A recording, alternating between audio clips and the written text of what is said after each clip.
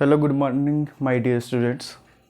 है ना, कल थोड़ा कुछ लाइट का मिस मैनेजमेंट होने की वजह से थोड़ा कुछ परेशानी हो गई थी। जो हमने वीडियो डाला है वो आपका बीच में ही वो देखिए कि वो रुक गया है, तो इसके लिए हम माफ़ी चाहेंगे क्योंकि कुछ लाइट का इशू हो गया था, इस वजह से नहीं हो पाया। आज हम फिर से वहाँ कंटिन्यू करना चाहेंगे। है ना, आपकी परेशानी के लिए हमें बहुत खेद है कि आपको वो पूरा नहीं मिल पाया, लेकिन चलिए कोई बात नहीं है, उसको हम फिर आगे कंटिन्यू भी करते हैं। ठीक है, हम लोग कल linear equation in one variable पढ़ रहे थे, तो linear equation in one variable का हम लोग एग्जाम्पल भी कर लिए थे, और लीनियर इक्वेशन टू वेरिएबल के हम लोग आसपास ही आ रहे थे, तो उस समय फिर हमारा वो कुछ लाइट का इशू आ गया, इस वजह से कट गया। चलिए कोई बात नहीं, हम लोग फिर आगे बढ़ते हैं।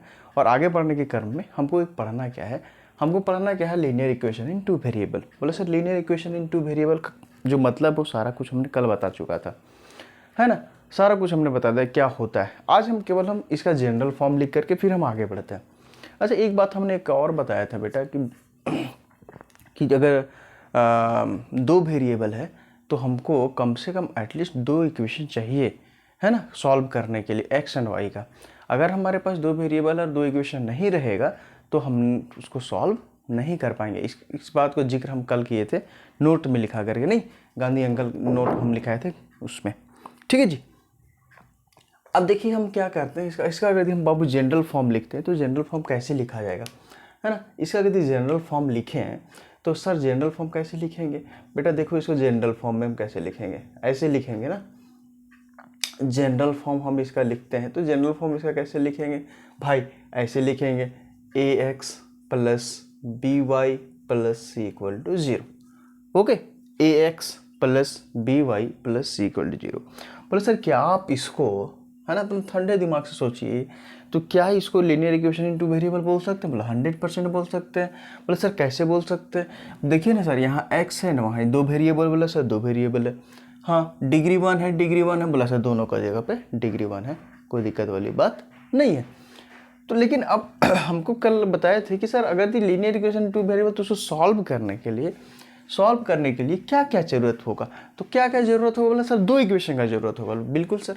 अच्छा, इसमें अगर ये है तो हम कल ये भी बता चुके थे बेटा, ए भी 0 नहीं हो सकता और बी भी 0 नहीं होगा। अब हम इसको अगर ये है मेरे पास जनरल फॉर्म, तो इसको सॉल्यूशन, अगर इसका सॉल्यूशन नहीं, अगर इसका हम दो फॉर्म लिखना चाहे इक्वेशन, तो हम इसको ऐसे लिख सकते हैं बेटा, कैसे देखिए थोड़ा सा, a1x plus b1y plus c1 equal to 0। इसको हमने इक्वेशन 1 दे दिया। बोला हाँ सर आराम से लिख सकते हैं, कोई दिक्कत नहीं है। अच्छा, उसके बाद बेटा हम क्या लिख सकते हैं, a2x plus b2y plus c2 equal to 0। ये हो गया दूसरा इक्वेशन। बोला 100% लिख सकते हैं सर, कोई दिक्कत वाली बात यहाँ पे किसी को नहीं होना चाहिए। बोला सर इसमें a1 b1 एंड c1 जो कॉफिशिएंट है वो है क्या? अच्छा, अगर a1 b1 है तो बेटा याद रखना है हियर, इस बात को भी याद रखना है कि अगर तुमको कंफ्यूज करवाएगा एग्जाम में तो क्या है, a1 comma b1 comma a2 comma b2 comma b2 comma b2 is not equal to 0।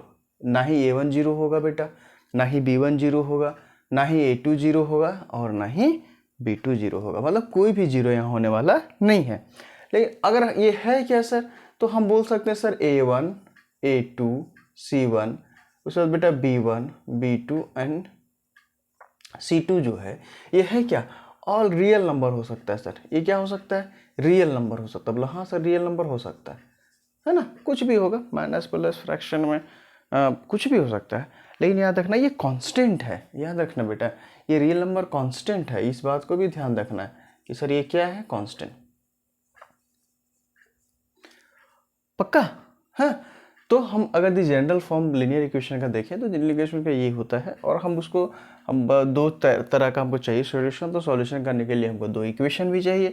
अब यही दो इक्वेशन को हम लेकर के आगे बढ़ेंगे और डिफरेंट जो कहानी है वो हमको कहना है आगे। हाँ जी, चलिए तो हम आगे बढ़ते हैं। ये बात तो समझ में आ गया होगा, आई थिंक ये बात आपको पूरा क्लियर हो गया होगा कि क्या है ये बात, ठीक।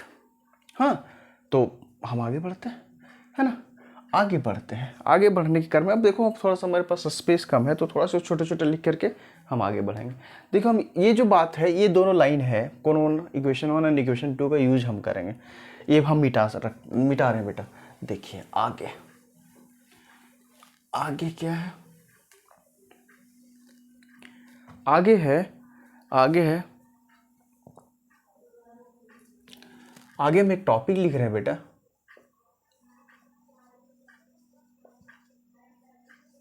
ग्राफिकल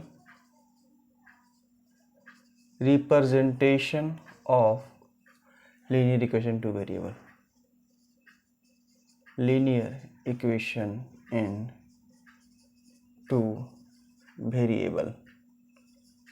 ठीक है, क्या करेंगे बेटा, ग्राफिकली रिप्रेजेंट करेंगे। बोला कोई बात नहीं सर, 100% करेंगे, अभी देखिए करेंगे, है ना। एक टॉपिक है और इसी से फिर हम आगे और बढ़ेंगे। एकदम हम बता रहे हैं बेटा, तुमको बेसिक से बता रहे हैं, एक भी टॉपिक हम जंप नहीं कर रहे हैं और मज़ा आ जाएगा पढ़ने में। देखो तो पहले हमने अभी एक लिया था बेटा, क्या लिया था, a1x plus b1y plus c1 equal to 0। इसको हमने माना था बेटा इक्वेशन 1। कोई दिक्कत है क्या? नहीं है। दूसरा यहाँ लिख लेते हैं, एक हमने माना था बेटा a2x plus b2y plus c2 equal to 0, that is equation number 2। बोला हाँ सर। अच्छा एक बात और ध्यान रखना है बेटा कि कोई भी लीनियर इक्वेशन रहेगा तो हमेशा वो स्ट्रेट लाइन को रिप्रेजेंट करता है। किस लाइन को रिप्रेजेंट करता है? Straight line. तो अगर ये इक्वेशन 1 है, इसको हम बोलते हैं बेटा ये लाइन L1 को रिप्रेजेंट करेगा और ये वाला जो चीज़ है वो लाइन L2 को रिप्रेजेंट करेगा।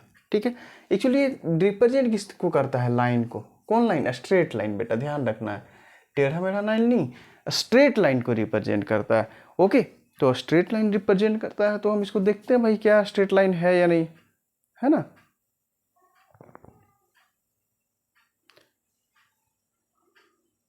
चलिए, स्ट्रेट लाइन को रिप्रेजेंट करता है तो स्ट्रेट लाइन को देखते हैं कैसे आता है। ठीक है आ जाओ। ओके, देखिए हम यहाँ केस 1, केस 2 एंड केस 3 की बात करेंगे। लीजिए भैया, case 1 and case 2 and case 3 की बात करें। बोलो बिल्कुल सर, बात कीजिए ना, क्या दिक्कत है। तो ये केस 1 की बात करेंगे बेटा, तो इसमें क्या पॉसिबिलिटी क्या क्या हो सकता है? पॉसिबिलिटी ये हो सकता है कि सर अगर कोई लाइन को हमने रिप्रेजेंट करना शुरू किया तो हो सकता है एक लाइन आया ऐसे, दूसरा लाइन चला गया ऐसे, मतलब एक L1 है, दूसरा क्या है बेटा L2। बोला ये पॉसिबल है? बोला बिल्कुल पॉसिबल है सर। दोनों आपस में क्या करेगा? इंटरसेक्ट करेगा। बोला अच्छा, बात तो समझ में आ रहा है sir, X axis Y axis.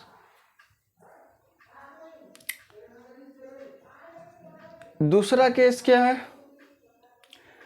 दूसरा केस ये हो सकता है बेटा कि अगर ये एक्स एक्सिस है, ये वाई एक्सिस है, तो दूसरा केस ये हो सकता है बेटा कि ये दोनों आपस में पैरेलल भाग है।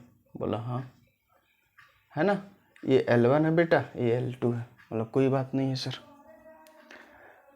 तीसरा केस यहां हम लिख रहे हैं। तीसरा केस क्या हो सकता है? तीसरा केस देखते हैं, ये होगा, क्या होगा देखते हैं भाई। तीसरा केस ये होगा बेटा कि एक लाइन तो गया L1 और बेटा दूसरा लाइन इसी पे चढ़ गया, मतलब सीधा सीधी कहिए ना, ओवरलैप हो गया। इसको थोड़ा सा मोटा हम कर दे रहे हैं ताकि आपको समझ में आ पाए। एक लाइन गया और दूसरा लाइन इसी पे ओवरलैप हो गया। बात समझ रहे हैं आप, है ना। एक लाइन L1 था और दूसरा L2 था। बोला सर ये क्या आप बता रहे हैं? बोला कुछ नहीं बता रहे हैं, बस कंडीशन ये बता रहे हैं कि अगर दो लाइन आपस में जब कभी मिलेंगी, इंटरसेक्ट करेंगे, तो क्या क्या कंडीशन बन सकता है। तो सबसे पहला कंडीशन ये बन सकता है बेटा कि दोनों लाइन जो हो आपस में क्या हो, इंटरसेक्ट हो। बोला हाँ सर ये तो हो सकता है। या नहीं तो कंडीशन ये बन सकता है बेटा कि दोनों लाइन आपस में पैरेलल हो। बोला हाँ सर ये भी बात सही है। या नहीं तो आपको एक और कंडीशन बन सकता है कि एक लाइन गया और दूसरा लाइन इसी पे चढ़ गया मतलब कहने का मतलब ओवरलैप कर गया। 3 कंडीशन बनेगा बेटा। ठीक है, 3 कंडीशन के अलावा और कोई कंडीशन नहीं बनने वाला। बोलिए, अगर आपके मन में लग रहा है कि और कोई कंडीशन दो लाइन को आपस में कटने से, टकराने से, पैरेलल जाने से बनता है तो थोड़ा हमको आप सोचिए बताइए, है ना, कि ऐसा कुछ है कंडीशन।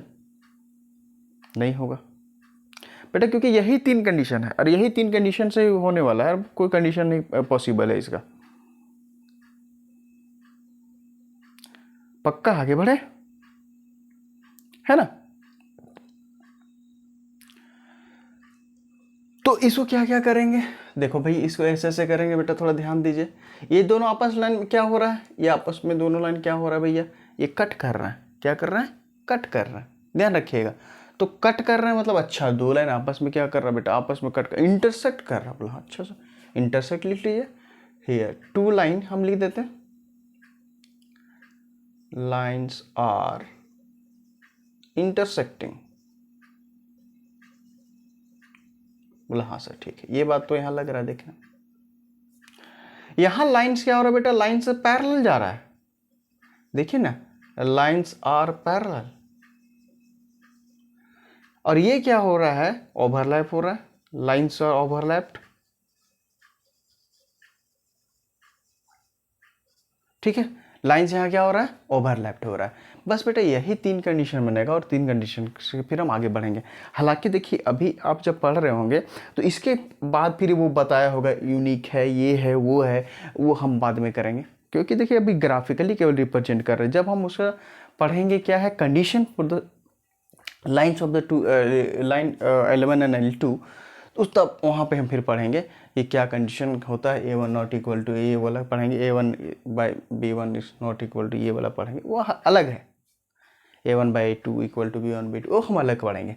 लेकिन खाली हम क्या बोल रहे हैं अभी, ग्राफिकली क्या हम रिप्रेजेंट ऐसे कर सकते हैं 2 लाइन को, तो पता है ये 3 तरीका है और ये 3 तरीके के अलावा और कोई भी तरीका एक्स्ट्रा नहीं है। ठीक है जी, इसको थोड़ा सा देखेंगे फिर हम आगे बढ़ेंगे क्या है, फिर आगे तुरंत बढ़ते हैं एकदम बस।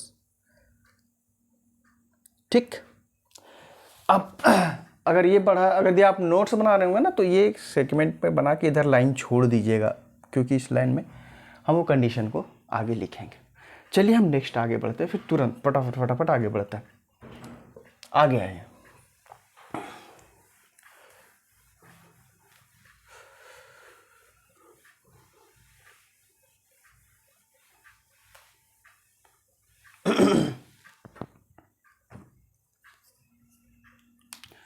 देखो क्या है बेटा, पढ़ेंगे बेटा solution of pair of linear equation. नहीं लिख लो यार, pair of linear equation, pair of linear equation. क्या कर रहे हैं बेटा, सॉल्यूशन कर रहे हैं। तो कितने तरह का सॉल्यूशन इसका पॉसिबल है, उस पॉसिबिलिटीज को हम लिखना चाह रहे हैं। ठीक है, बोला हाँ सर। तो कितने तरह का पॉसिबिलिटी बेटा, अगर इसका थोड़ा सा हायरार्की सिस्टम में हम बनाएं, तो पहला तो ग्राफिकल मेथड है। बोला हाँ सर, इसको हम कैसे सॉल्व कर सकते हैं, ग्राफिकली से,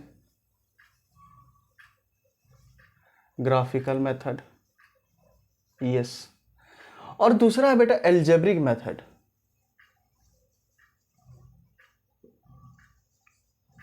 बोला हाँ सर, ये 2 तरीका है ना।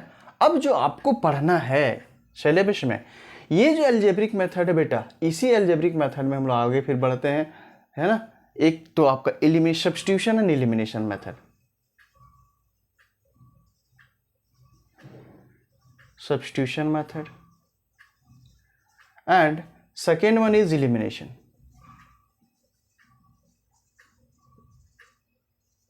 Elimination method.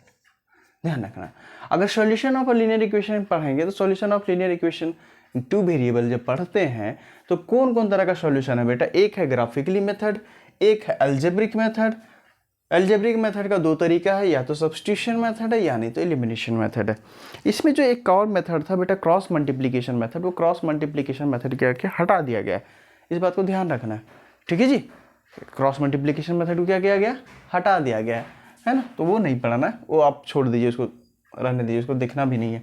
हमको जनरली पढ़ना substitution method and elimination method, और एक है बेटा आपका ग्राफिकल मेथड। जी क्लियर है आप, ग्राफिकल मेथड याद रखना है, सब्स्टिट्यूशन मेथड याद रखना है, और एलिमिनेशन मेथड याद रखना है जी। अब एक इस पे हम लोग क्वेश्चन भी कर लेते हैं, है ना। एक एक करके जब मेथड्स के बारे में जब पढ़ेंगे तो एक एक करके क्वेश्चन भी कर लेते हैं, ठीक है, क्वेश्चन क्या है, अभी थोड़ा सा एक क्वेश्चन हम लिखते हैं इस पे।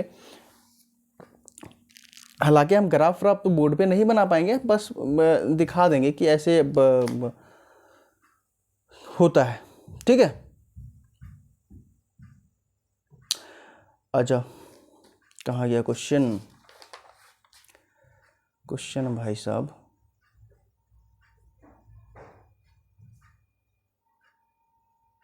एक देखो,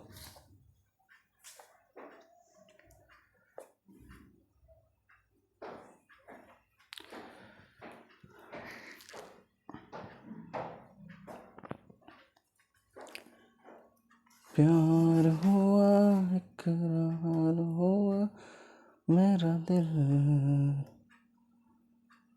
हो। हाँ लिखो, देखो क्वेश्चन है बेटा, बेसिक में पूछता है ग्राफिकली, ज़्यादातर बेसिक जो होता है ना, बेसिक मैथ्स में पूछता है। क्वेश्चन बोल रहा है find the value of x and y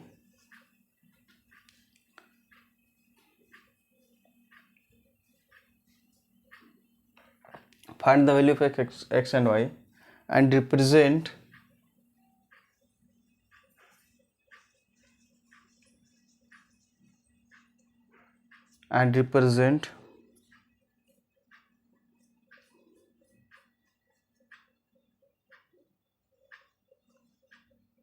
ऐसे नहीं, इस बात को ऐसे लिखे,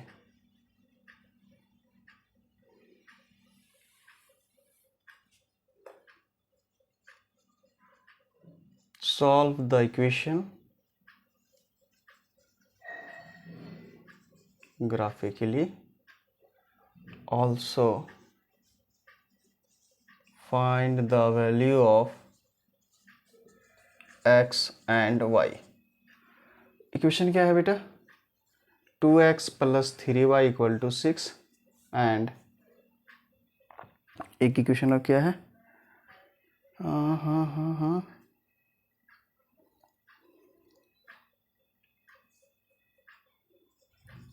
3x + 10y = 30 है ना। देखिए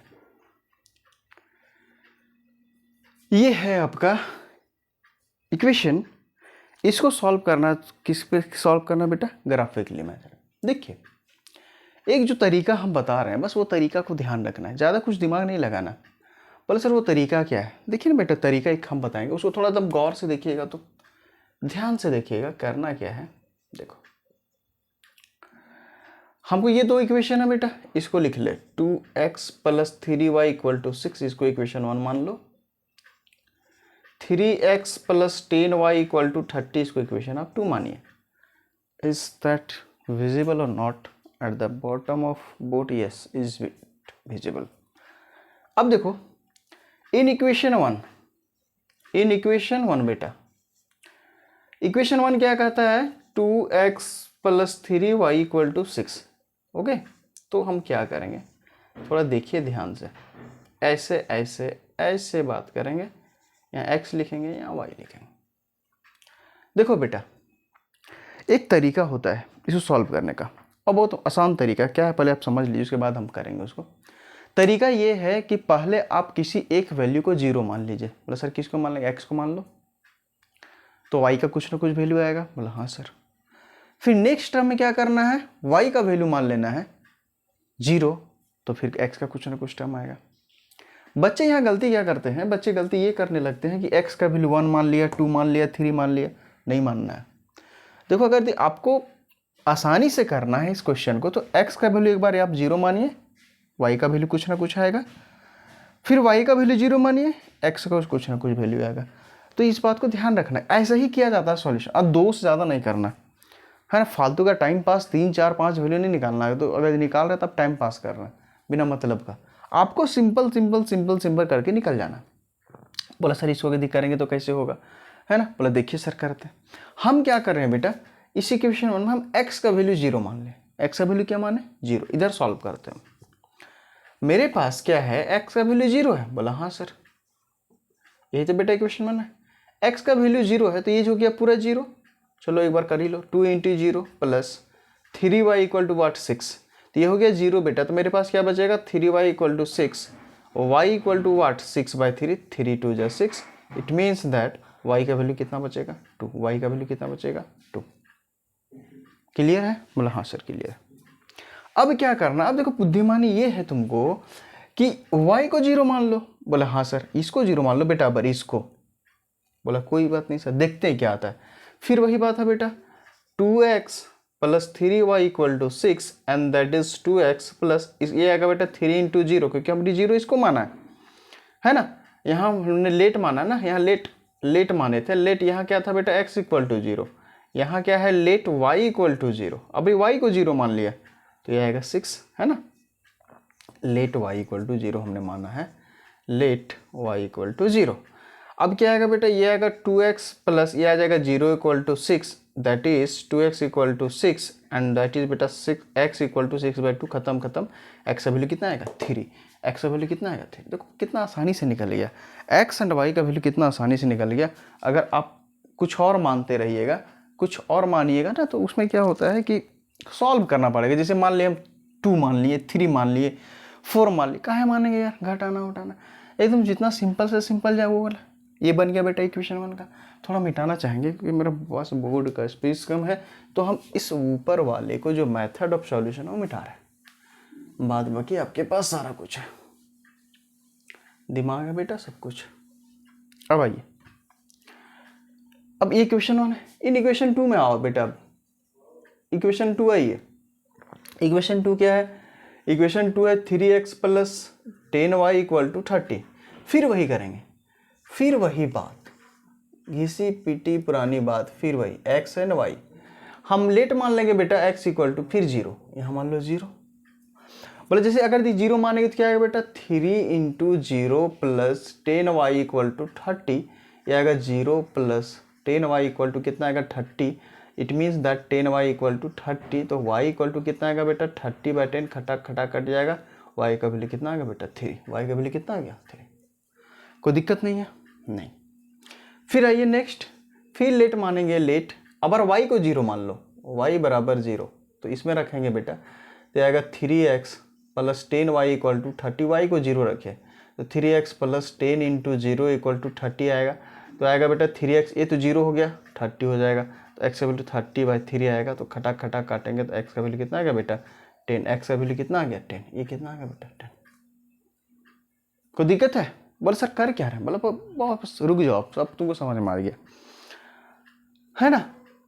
x का वैल्यू जब 0 रखे y 2 आया, सॉल्व कर दिए। जब बेटा y का वैल्यू 0 रखे x 3 आया, वही काम यहाँ किए, x का वैल्यू 0 रखे y 3 आया, y का वैल्यू 0 रखे x कितना आ गया 10 आ गया। बोला सर इसको आप ग्राफ कैसे दिखाएंगे, देखो हालांकि मेरा ग्राफ तो एग्जैक्टली यहाँ नहीं बन पाएगा, आप जब ग्राफ का जो पेपर लीजिएगा उसमें बनाएगा तो उसमें एग्जैक्टली बनेगा, ध्यान रखिएगा। मेरा तो यहाँ भाई जैसे तैसे बनेगा ना, उसके लिए आप समझा दे रहे हैं ताकि आप उसको कर पाए। ये दिख रहा है आपको, बिल्कुल दिख रहा है। देखो बेटा ये है आपका x एक्सिस, ये है आपका y एक्सिस जी। अब यहाँ 1 2 3 4 5 6 7 8 9 10, 1 2 3 4 5 6 7 8 9 10, यहाँ भी ले जाओ 1 2 3 4 5 6 7 8 9 10, यहाँ भी आ जाओ बेटा 1 2 3 4 5 6 7 8 9 10, हो गया सब, है ना। अब देखिए पहला इसको कैसे रिप्रेजेंट करेंगे, देखो बेटा जब x 0 है तो y का वैल्यू कितना है 2, x 0 मतलब ये एक्सिस होगा, x 0 मतलब उसी लाइन पे है, x 0 ये बेटा 0 वाला कंडीशन है। जब x 0 है तो y कितना बेटा, y है 2, x 0 y 2, x 0 y 2, तो x 0 y 2 यहाँ है, कहाँ पे है, यहाँ पे है ना। देखो यहाँ पे क्या है बेटा, केवल y का वैल्यू, x यहाँ क्या है 0, तो इसको आप क्या लिखिएगा, इसको लिखिएगा बेटा, ये जो पॉइंट है इसको लिखेंगे 0,2, इसको आप घेर दीजिए, एक घेरा गया। जब x 3 है y 0 बेटा, देखो y 0 किस पे रहता है, इस पे रहता है, तो y 0 x 3, तो 1 2 3 यहाँ, इसको घेरिए, तो ये कितना आ गया बेटा 3,0 हो गया। बोला हाँ सर, एक लाइन ऐसे जाएगा बेटा स्ट्रेट, ऐसे निकल गया, बोला ठीक जाने दो। उसके बाद सेकेंड वन क्या है बेटा, x0 है y3 है। आ जाओ भैया, x0 y3, y3 कहाँ आएगा बेटा, x0 y3 यहाँ आएगा इस जगह पे, 1 2 3 यहाँ पे आएगा। ये कौन सा पॉइंट है, ये पॉइंट है x0 y3 है ना, ये वाला पॉइंट। उसमें x10 है बेटा, x क्या है, ऐसे आगे जाने दो, x10 है तो x10 यहाँ पे है, और y0 तो y इस पे 0 रहता है, तो ये कितना आएगा बेटा 10,0। अब क्या करना है, देखिए हालांकि मेरे पास स्केल नहीं है तो ये, अरे सॉरी, ये बेटा ऐसे जाएगा और ये जाके कहीं ना कहीं मिलेगा, यानी तो इधर मिलेगा, कहीं ना कहीं मिलेगा, है ना। मान लो बेटा यहाँ मिला, तो यहाँ जो मिलेगा वो क्या हो जाएगा, एक्स और वाई का वैल्यू मिलेगा, और यही जो एक्स यहाँ से जाएंगे इधर एक्स, और यहाँ से आएंगे इसका वाई का, तो ये जो वैल्यू एक्चुअली मिलेगा वही वैल्यू आपको क्या मिलेगा बेटा, एक्स एंड वाई का वैल्यू मिलेगा। एक्चुअली ये तो जो मेरा है ये तो सही नहीं हो पाएगा, क्योंकि ये ग्राफ हमारे पास एग्जैक्टली नहीं है। आपके पास जब ग्राफ एग्जैक्टली रहेगा तो उस ग्राफ से आप कर सकते हैं, आराम से कर सकते हैं, कोई दिक्कत वाली बात नहीं होना चाहिए। हाँ जी कंफर्म। थोड़ा इसको देख लो बेटा, ये वाला है ना, ये थोड़ा ज़रूरी जानना, ये जानना जरूरी, बहुत ज़रूरी है। बच्चे इसी में उलझ जाते हैं, x बराबर 1 पुट कर देते हैं, x बराबर 2 पुट कर देते हैं, x बराबर 3 पुट कर देते हैं, फिर बाप रे मैया के बपर ही चिल्लाए लगते हैं। ठीक है, तो मैया बपर तो चिल्लाने से नहीं ना होगा, उसको अपने दिमाग से सॉल्व करना होगा बेटा, तो आप ऐसे अपने दिमाग से कर लीजिए। ठीक है, बिल्कुल कर सकते हैं, 100% कर सकते हैं, 100% कर किया जा सकता है।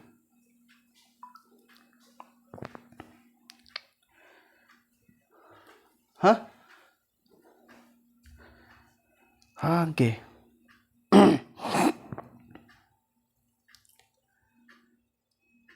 हर एक दरिया का चलना भी जरूरी था। आगे बढ़े कि हर एक नदिया का होठों पर समंदर था, यहाँ फरहाद के आगे सदा कोई बहाना था। एक और ग्राफिकल क्वेश्चन करते हैं। ओके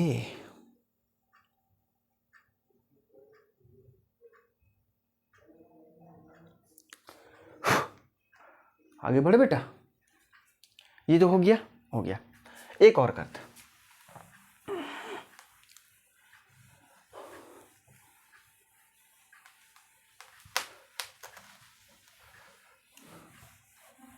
ग्राफ आप घर में बना लेना, हाँ ग्राफ आप घर में बना लीजिएगा। चलिए हमारे पास तो ग्राफ नहीं है बेटा, हम कैसे करें उसको, आ जाओ, है ना। सॉल्व ग्राफिकली खाली लिख रहे हैं। दूसरा क्वेश्चन है बेटा,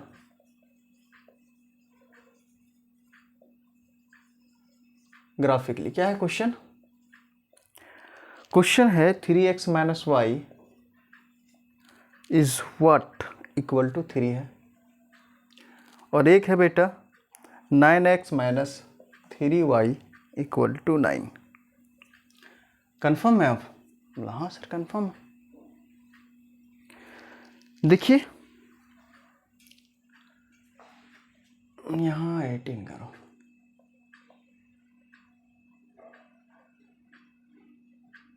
तब मजा आएगा, है ना। यहाँ 2y,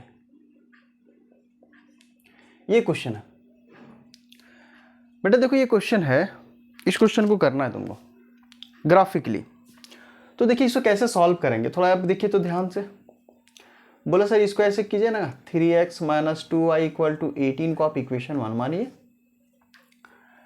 हाँ जी, और 9x minus 3y equal to 9 को आप बेटा 2 मानिए। आप जब इक्वेशन 1 को सॉल्व कर रहे होंगे तो ये इस इक्वेशन को सॉल्व कर रहे हैं बेटा, इसको, तो इसको जैसे सॉल्व कर रहे होंगे तो आप यहाँ पे एक बड़ा सा बक्सा बना लीजिए। इस बक्से में कुछ कुछ वैल्यू रखने वाले हैं, तो उस वैल्यू को हम लिखते हैं। पहले बेटा x को 0 मानते हैं, क्या मानते हैं, लेट x बराबर 0। तो ये कितना आएगा बेटा 3x minus 2y equal to 18 में x 0 है तो 3 into 0 minus 2y equal to what 18। ये आ जाएगा 0 माइनस 2y इक्वल टू वाट बेटा 18। ये माइनस 2y इक्वल टू क्या आ जाएगा 18। तो y इक्वल टू क्या आ जाएगा बेटा माइनस 18/2 खटाक खटाक काटेंगे 9। y का वैल्यू क्या आ जाएगा -9। y का वैल्यू कितना आएगा बेटा -9। ओके, फिर आ गया ये। अब हम बेटा y को मान रहे 0, ये है 0, 6 नहीं 0। Let y equal to 0। अब बेटा यहाँ y 0 रखो इसमें। 3x minus 2y equal to 18 में y 0 रखिए तो 3x y का वैल्यू 0 रखेंगे आएगा बेटा 18। 3x ये आ जाएगा 0 इक्वल टू 18। तो x का वैल्यू कितना आएगा बेटा 18/3 दैट इज 6। x का वैल्यू कितना आएगा 6। हो गया, ये सॉल्व हो गया बोला यस सर। दूसरा बेटा यहाँ अगर बना लो box that is x and y। Okay, अब ये है 9x minus 3y equal to 9। फिर वही बेटा x को 0 मानिए तो ये आ जाएगा 0। 9 into 0 minus 3y equal to 9। Okay, and then ये आएगा बेटा minus 3y equal to 9। y equal to आएगा बेटा 9/-3 दैट इज कट जाएगा तो y का वैल्यू कितना आएगा बेटा -3 ना, ये माइनस रहा -3। Second one is y equal to what 0। y का वैल्यू 0 रखो बेटा। अब लेट y इक्वल टू 0। अब इस पे रखिए 9x minus 3y equal to 9 पे y 0 रखो बेटा।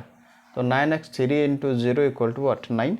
तो ये सीधा सीधे आएगा बेटा 9x इक्वल टू 9। तो x का वैल्यू आएगा बेटा 9/9 खटाक खटाक काटेंगे तो x का वैल्यू कितना आएगा 1। x का वैल्यू कितना आएगा 1। Is it clear? अब थोड़ा सा ग्राफ देख लेते हैं, है ना। देखिए सर ग्राफ कैसा रहेगा।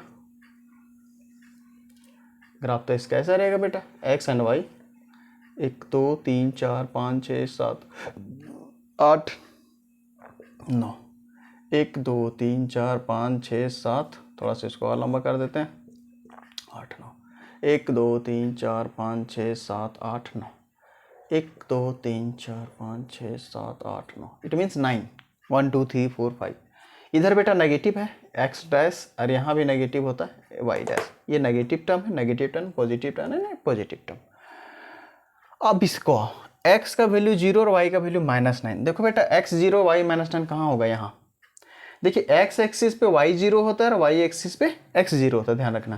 तो ये कहाँ आएगा इस जगह पे आएगा। इसका क्या है कोऑर्डिनेट बेटा 0, -9।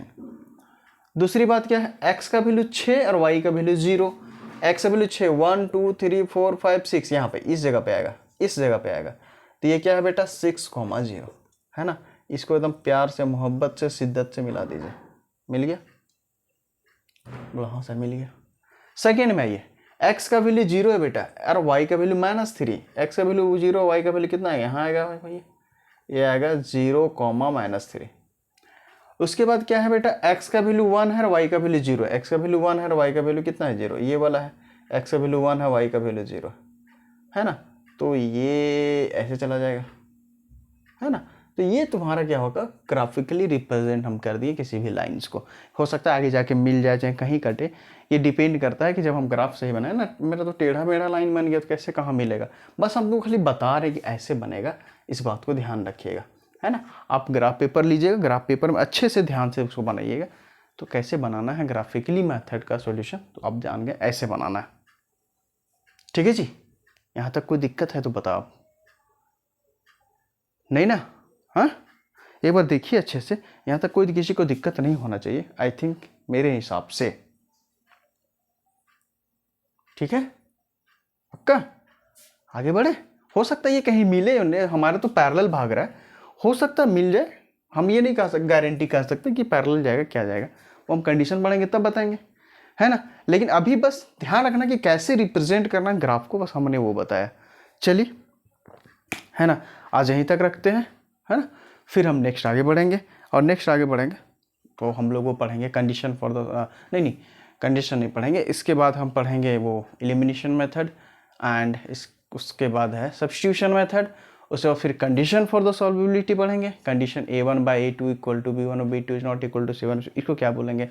कौन सा सॉल्यूशन कंसिस्टेंट होगा, कौन इनकंसिस्टेंट होगा, किसको डिपेंडेंट सॉल्यूशन बोलेंगे, किसको इंडिपेंडेंट सॉल्यूशन बोलेंगे, ये सारा कुछ हम लोग फिर नेक्स्ट आगे बढ़ेंगे, है ना।